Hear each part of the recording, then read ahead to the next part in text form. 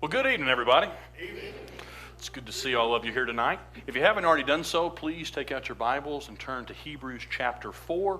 In a few minutes, we're going to look at verses 9 through 11. Hebrews chapter 4, verses 9 through 11. Well, Tad, Libby, Lauren, thanks for letting us get to know you just a little bit. I hope that you have felt welcomed. I hope that you've felt an outpouring of our overabundance of love. I hope that it has been a pleasant experience for you, and thank you for letting us get to know you just a little bit better.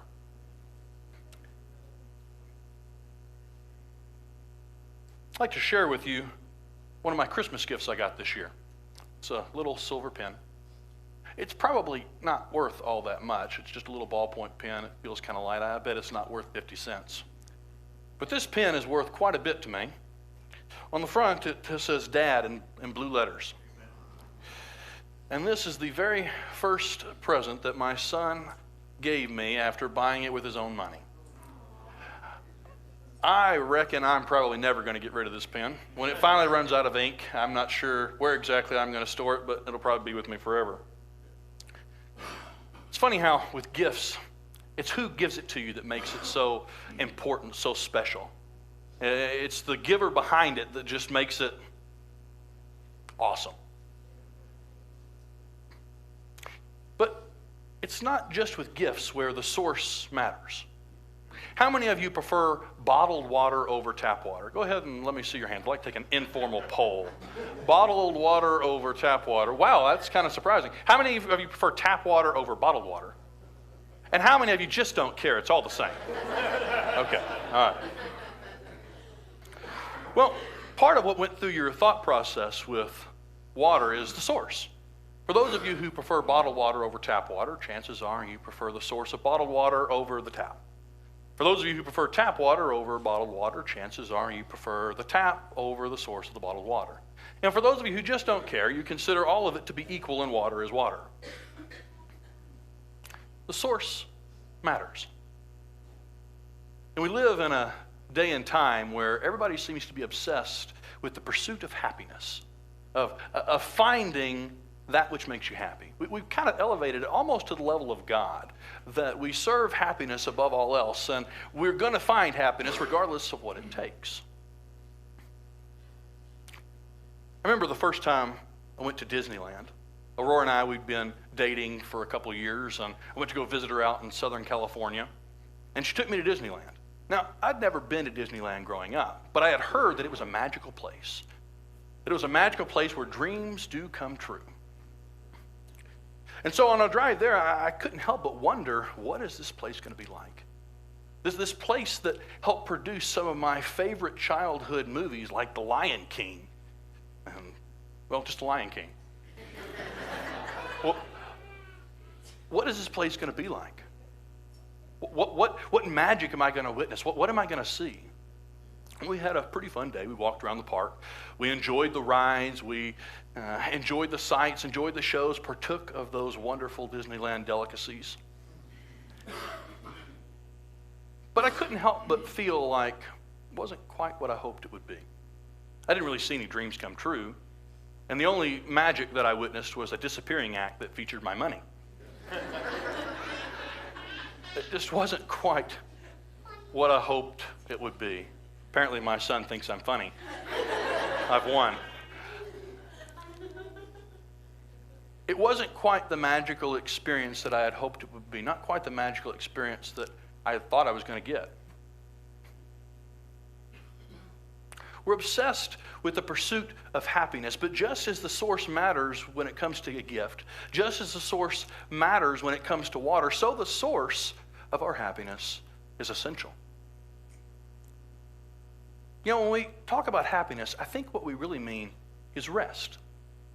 You know, happiness is a cold glass of lemonade sitting on a front porch on a hot summer day.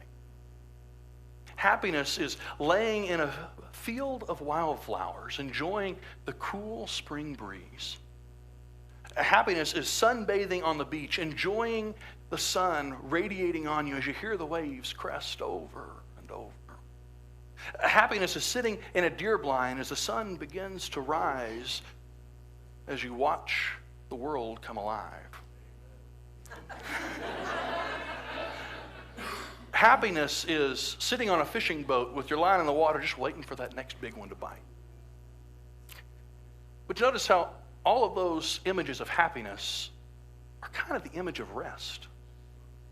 That within this idea of rest is a sense of happiness, a sense of peace, and we spend our lives looking for this elusive thing called happiness, this idea of rest.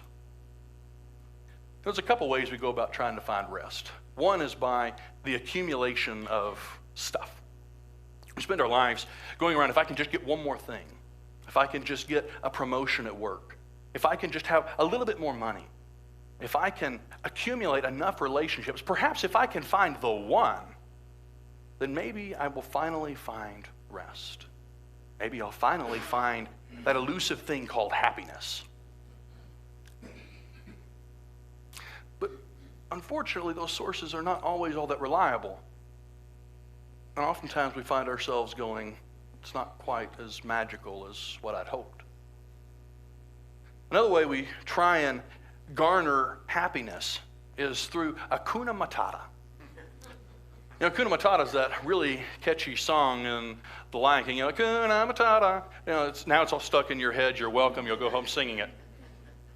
But the message behind Hakuna Matata, the idea of no worries, is ignore everything. Put your past behind you. Ignore it. Ignore the troubles of the world. Ignore the troubles that you have in your life. Ignore the troubles your neighbor has. Ignore everything and create a pseudo-happiness, if you will, a pseudo-rest. Hakuna Matata. Well, both accumulating stuff, accumulating things, and Hakuna Matata can create a sense of rest, at least for a little while. But because of the unreliable nature of those sources, typically we find ourselves saying it's not what we hoped it would be. It's not quite the magical experience that we were hoping for. Hopefully you've got your Bibles open to Hebrews chapter 4. Beginning in verse 9. So then there remains a Sabbath rest for the people of God. For whoever has entered God's rest has also rested from his works, as God did from his. Let us therefore strive to enter that rest, so that no one may fall by the same sort of disobedience. Let us therefore strive to enter that rest, so that no one may fall by the same sort of disobedience. I wonder what he means by same sort of disobedience. Well, to answer that question, we've got to go back to Exodus chapter 17. Exodus chapter 17, verses 2 through 3, if you're using one of the black Bibles underneath the seat in front of you, page 59. And to kind of set up this passage, the children of Israel have come out of the land of Egypt and are being led and are on their way towards the promised land. They're being led by Moses, but predominantly by God, as a pillar of fire at night and as a pillar of cloud during the day. Well, they're in the middle of the wilderness and they get thirsty, so they do what Israel does best. They complain. And they begin to express their disdain that they're without water, and that's where we pick up in this passage. Therefore, the people quarreled with Moses and said, "Give us water to drink." And Moses said to them, "Why do you quarrel with me? Why do you test the Lord?" But the people thirsted there for water, and the people grumbled against Moses and said, "Why did you bring us up out of Egypt to kill us and our children and our livestock with thirst?" Why did you bring us up out of Egypt to lead us into the wilderness to kill us with thirst? Did you pick up on what the Israelites are saying? God, I know that you have led us out of the land of Egypt. I know that at this point we've seen you leading us by a pillar of fire and a pillar of cloud. We've seen you part the Red Sea. But despite all that, you are not capable of taking care of us here in this wasteland. We have no water. You are not a good source of water. We can't rely upon you. Instead, it would be better if we went back to Egypt. Egypt was a much better source of water. Things might not have been great, but, at least we had something to drink. Egypt is a better source than what you are. You're not capable of taking care of us. No wonder God got so mad at them so often. And it's this attitude that, we just ought to go back to Egypt. Egypt was a better source than what you are. It's this attitude that's going to plague Israel over and over and over again. When they get hungry, they're going to complain and say, God, you're not a good, reliable source of food. It'd be better if we went back to Egypt. And then God sends manna and sends quail. And when they get to within sight of the promised land, Moses is going to send in those 12 spies, and they're going to come back. And this same problem is going to raise its ugly head once again, as 10 of them say, we can't take this land. There are giants in this land. It's a land flowing with milk and honey, but there's no possible way for us to take this. We were as grasshoppers to them. Side note, there really were giants. Goliath is a descendant of the Anakim, so you can imagine how disturbing that would be to walk around seeing these giants. Okay. But it's because of where they have placed their faith, or what they consider to be the source of their power. They've forgotten that God is their source of strength. Well, all but 2 of them. And as Caleb and Joshua come in and say, no, we can take this land. If we will just trust in our source, we will just trust in the source of our power, the source of our strength, we can do this. But Israel gives in to that idea that, God, you're just not a reliable source. We're going back here. We should be back there. At least we were safe there. That keeps Israel out of the promised land and wandering in the wilderness for 40 years.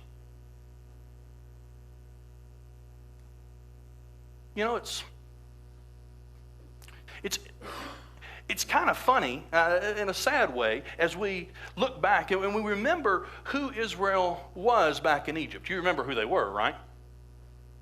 They were slaves. There they were told when they could eat, how they could eat, where they could eat, when they could sleep, how they could sleep, and where they could sleep. They were treated as animals, as livestock, as objects. Perhaps they were treated worse than cattle.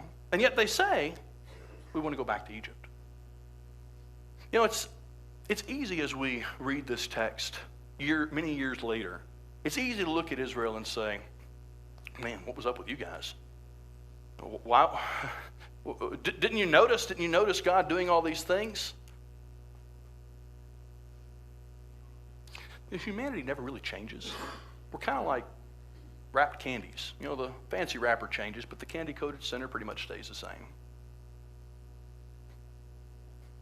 How many of us, as we go through life, find ourselves seeking some kind of rest, seeking happiness?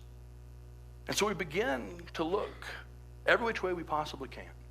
We look to our careers, sacrificing all else to find it.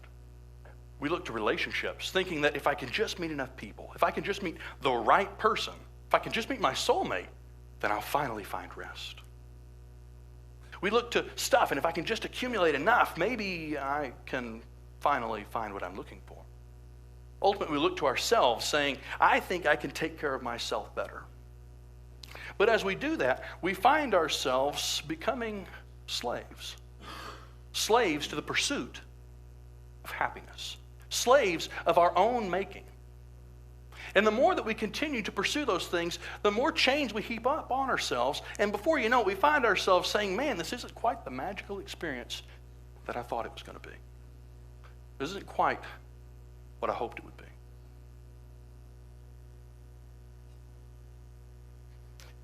Anytime we choose to look to anything other than God for our rest, we find ourselves thinking, it's not quite what I hoped it would be. Look back with me at Hebrews chapter 4, verse 10. For whoever has entered God's rest has also rested from his works, as God did from his. Let us therefore strive to enter that rest so that no one may fall by the same sort of disobedience. Let us strive to enter God's rest. The ultimate rest is heaven. What a day that will be. What a rest that will be. In my mind's eye, I can't help but wonder if it's kind of like after a hard day's work, walking into your living room, cold glass of ice cold water, sitting down in your recliner, taking that first drink, and oh man, you can just feel the relief flood you. And just kind of a moment. And I got to wonder if when we walk through those pearly heavenly gates, I got to wonder if it's not going to be one of those experiences where we can finally rest. In John 10:10, Jesus is recorded as having said, I have come that they may have life and have it abundantly. Now, the present tense of that verb indicates the idea of now and continuing. The idea being that life, eternal life, abundant life, begins now and continues. That it's not just found within heaven. And I kind of think that passage has bearing here as well. That the idea of rest, God's eternal rest is so grand, so magnificent, so wonderful, that it can't help but spill over into this life. That as we realize that we are being led by God towards that rest, we encounter rest, or we encounter happiness, if you will. If we use the idea, the illustration of Israel leaving Egypt, heading towards the promised land, with the wasteland, the wilderness being life, we are on our way to the promised land, on our way to an ultimate rest, with someone who leads us, who's not only capable of bringing us into that land of rest, but is capable of taking care of us along the way, providing a sense of rest. A rest that comes from the recognition that regardless what happens, whether we're thirsty, whether we're hungry, whether we have enemies, that God provides for us, that in that He takes care of us as He leads us towards rest. As He leads us towards happiness, as He gives us happiness now in a sense of hope. Hope that the challenges of this life, the difficulties of this life don't last forever, that there really is rest. Hope that, peace that surpasses understanding, that really doesn't make sense, because we know that the one who leads us is capable of taking care of us. Love, because we recognize what He has given so that we might enter that rest and enter that promised land. Joy, quite frankly, that doesn't really make a lot of sense, but joy because we know where we're going. And purpose, because we have a direction. Home. Love, joy, peace, hope, and purpose. Aren't those really what happiness is anyways? Isn't that really what we mean when we say we want to be happy, that we want those 5 things? And yet they come from choosing to no longer look to myself, no longer look to stuff, no longer trying to fulfill my own or bring about my own rest by doing it all on my own, but instead choosing to let go and follow the one who can lead me to rest and provide for me along the way.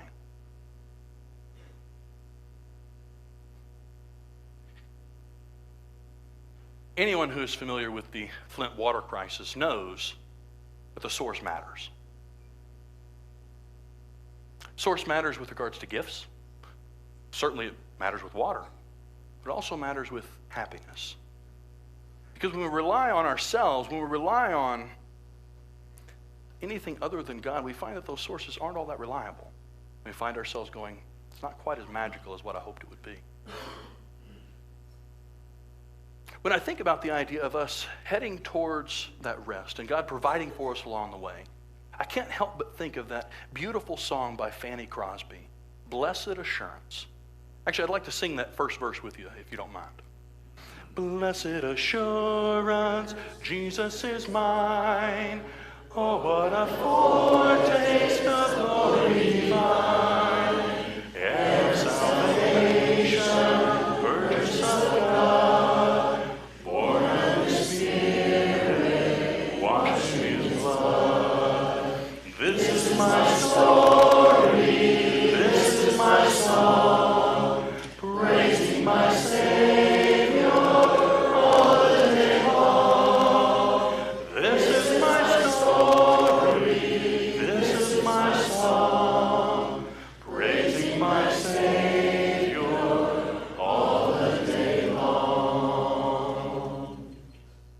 Blessed assurance. Jesus is mine.